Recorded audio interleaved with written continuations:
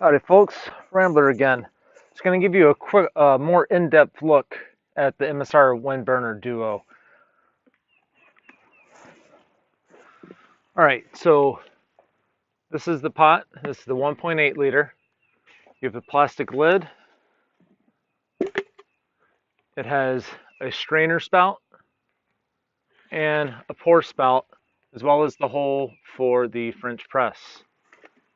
See, there's a look at the inside of the pot. You have the bowl. Inside you have 3 graduated markings, 200 mils, 400 and 600 mils. On this side you have 1 cup, 2 cup, 3 cups, 8 ounce, 16 ounce, and 24 ounce, and hash marks for half cup increments. Inside the pot, it's kind of hard to see on camera, but you have a 20 ounce, 0.6 liters, hash marks, 32 ounce, the max fill line at 1 liter, some more hash marks, 44 ounces, 1.4 liters, and one last hash mark. So pretty good markings. I did measure them, and they are accurate, which is not always the case with a lot of pots. It's a closer look at the coffee press. You have the handle here. There's a little groove where it can hold together. Right there. Just screws together like so. I'm going to make another cup of coffee, so I figured I would come out here and I would show you all the coffee press. I both love it and hate it. So we got to pass it through the lid. So I'm going to, once I get it attached, I'll take this part off. Push that through.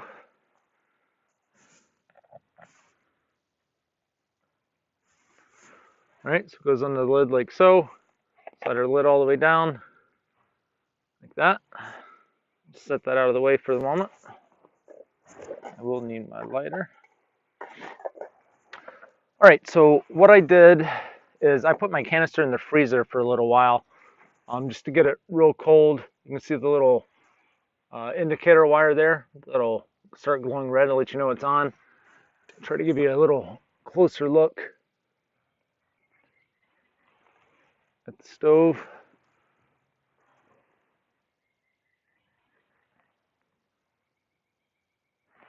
All right, so as I was saying, I put this in the freezer for a little while, get it nice and cold.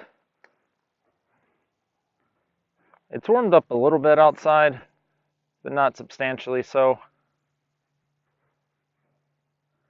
I wanted to try and show you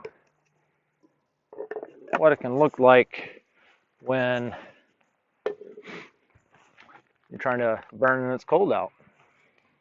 Pour my water in here for my coffee.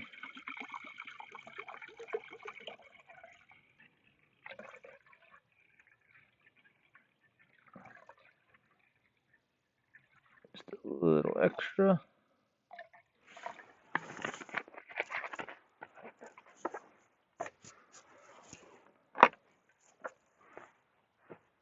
Again, the Nano Spark, like this thing. I mean, a regular lighter would work just fine too.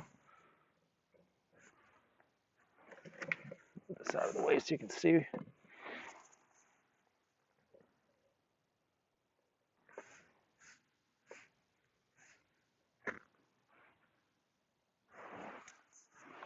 All right, so we are full open, and we don't really get anything, not even enough to light it.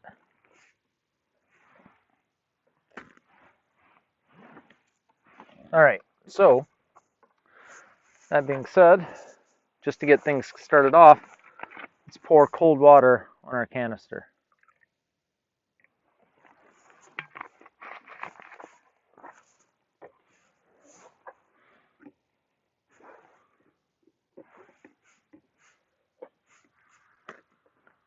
I don't know if y'all heard that, just that little bit of water makes a huge difference.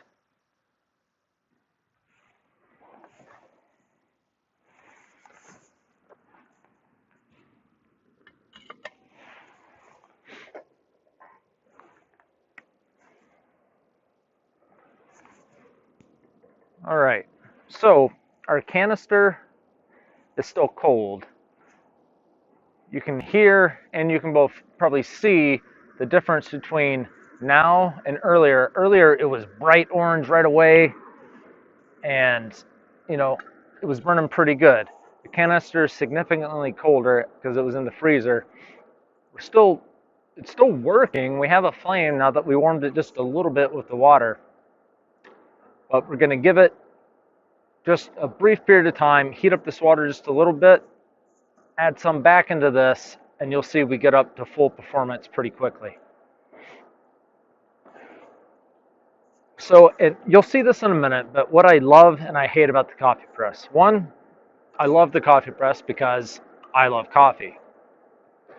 You know, you can use instant coffee. I use Starbucks Vias a lot.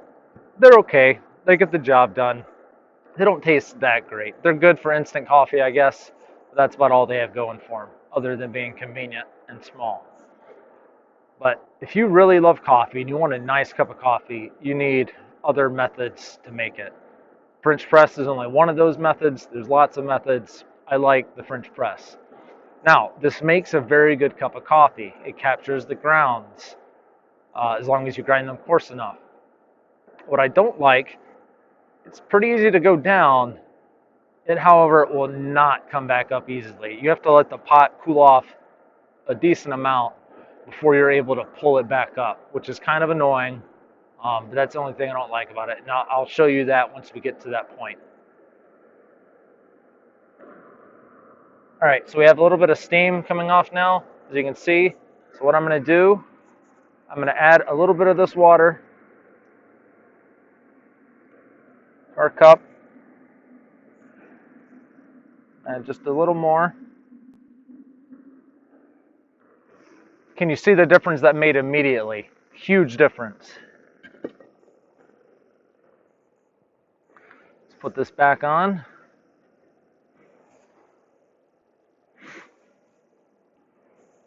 Huge, like, hopefully that came over on the video. It makes an immediate, significant difference in heat output. You go from a little bit of glowing red, a little bit of flame, to full bore. Just that quick. And this canister is now getting pretty low. As you can tell, when I have my finger on it and I let go, it really pops up.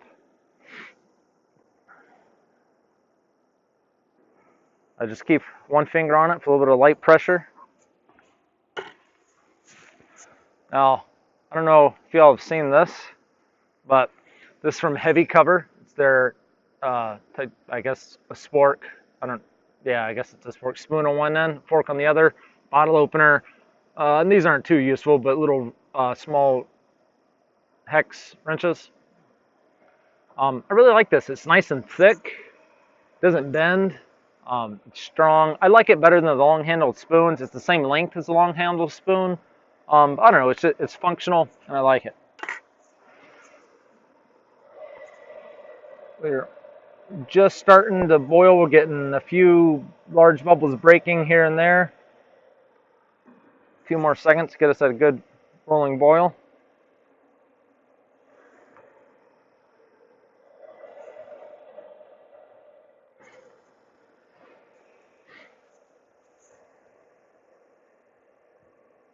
And as you can tell, it's obviously still working without me holding it down. I'm saying when it's, in reference to the earlier video, when it's really cold, you know, that cold's getting to the entire canister. So if you hold the whole thing submerged, it'll just work better if you're in extreme cold. Moderate temperatures like this, you can get by with just pouring some water in the bowl with it. It feels like we're boiling. Yeah, we're just starting to really break into a rolling boil. I'm going to say that is a rolling boil right there. So what I'm going to do, I'm going to shut the stove off.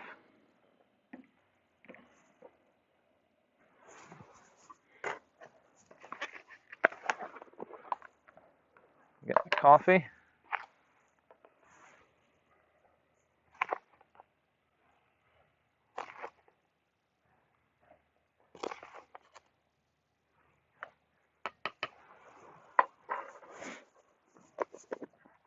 This is some coffee called Kick-Ass Coffee by Kicking Horse. And I really like it. If you like a dark roast, it's got a nice kind of deep smoky flavor. It's pretty good stuff. All right, I'm gonna give this a quick little stir here.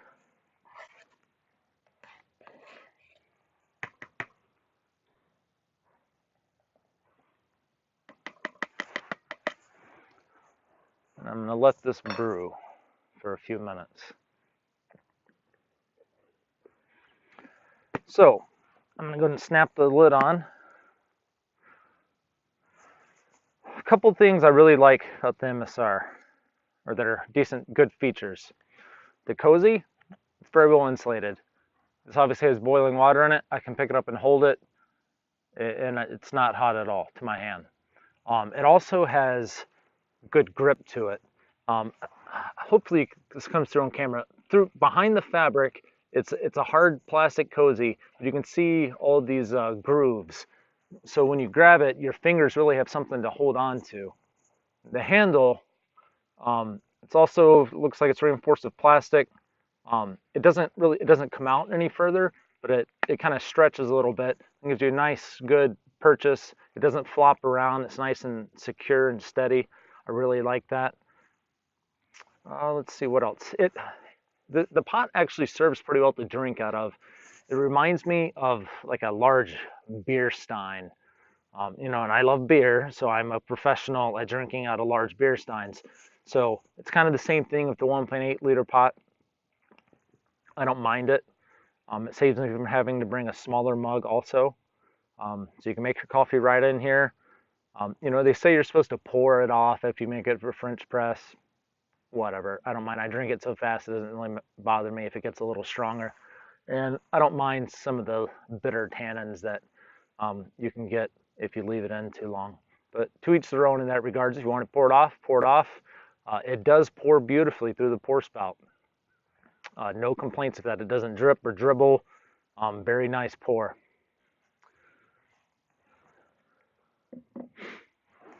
The stove itself does cool down relatively quickly. It's still a little warm, but I'm able to hold it.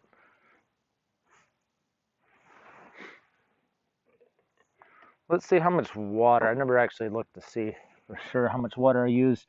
So I used right at 1 cup with that, and that had the water up about 3/4 the height of the canister, which I think is more than sufficient. You can probably get by with a 1/4 cup to a 1/2 cup most times, especially if you're pouring in only warm water. But 1 cup will definitely get you by. And I'm going to save this to use to rinse out my pot when I'm finished with the coffee. So this is the Windburner.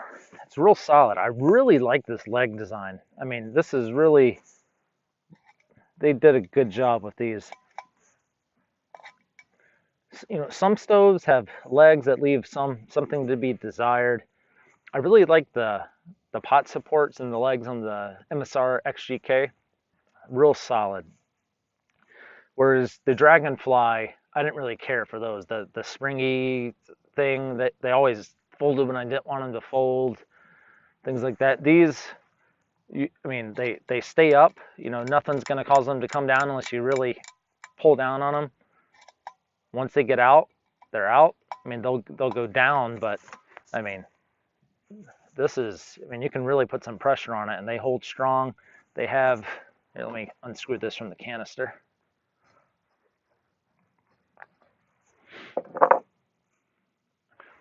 So a couple things about the stove itself. If you turn the handle just about 1/4 of the way, it'll then fold over for storage. I want to show you the bottom of the feet. They have some teeth, so they really kind of grab onto the ground, and it's wide enough, and they're wide enough where even on soft ground, it supports it pretty well. You have your rigid part of your fuel line right here, and then you have your jet in there. Let's fold these legs up. Again, this is what it is when it's folded up.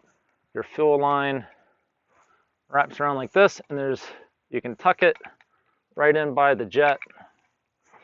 Ooh, popped out.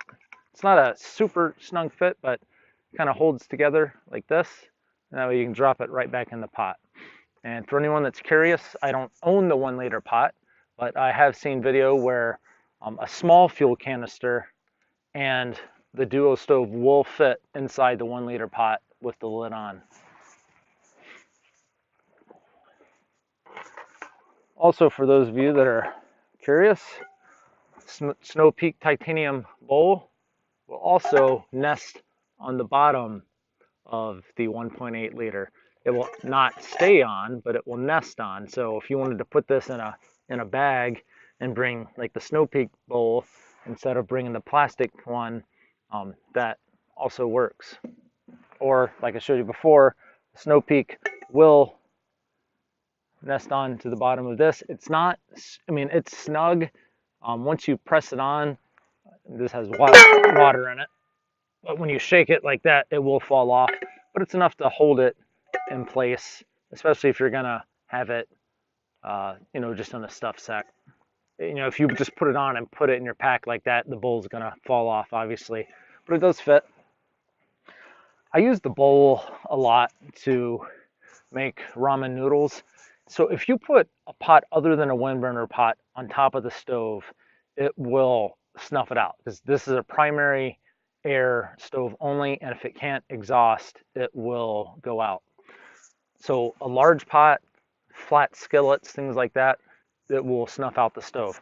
The bowl, however, you can offset it. If you put it right on top, it'll go out. But if you offset it like this, where you have an opening on the side, it will work just fine. And you can use this to, cook, ramen or something if you didn't want to do it in your pot, or oatmeal or whatever. Let's see, how long has it been? It's probably been almost long enough. That will give it another moment. Let me move everything out of the way so you can see me when I push it down. Stick the water out of the way.